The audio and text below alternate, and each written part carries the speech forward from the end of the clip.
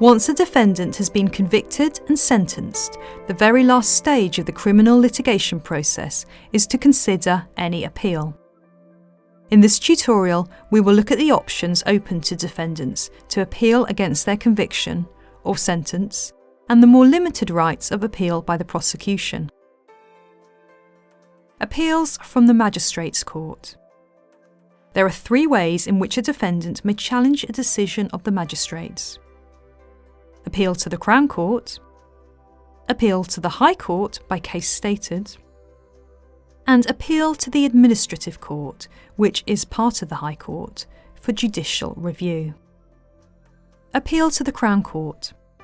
Section 108(1) of the Magistrates Courts Act 1980 provides that a person convicted by a magistrates court may appeal to the Crown Court either against their sentence, where the defendant pleaded guilty, and against their conviction and/or their sentence, where the defendant pleaded not guilty.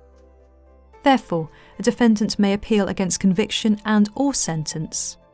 There is no right of appeal for the prosecution from the Magistrates Court to the Crown Court. There is no specific ground as such that the defendant has to make out when pursuing an appeal from the Magistrates Court. The defendant has to show that, in an appeal against conviction, that the magistrates erred in law and/or fact. In an appeal against sentence, that the sentence imposed was excessive. Criminal Procedure Rules 34.2 and 34.3 set out the procedure to be followed for an appeal to the Crown Court.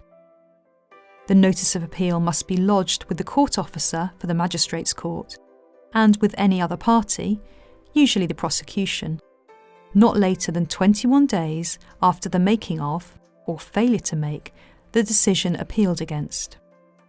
No leave to appeal is required, but permission is needed from the Crown Court to proceed with an appeal which is made outside the 21-day period.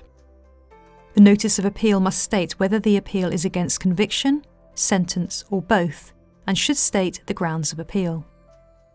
The Magistrates Court will forward all documents to the Crown Court, where the appeal will be listed for hearing.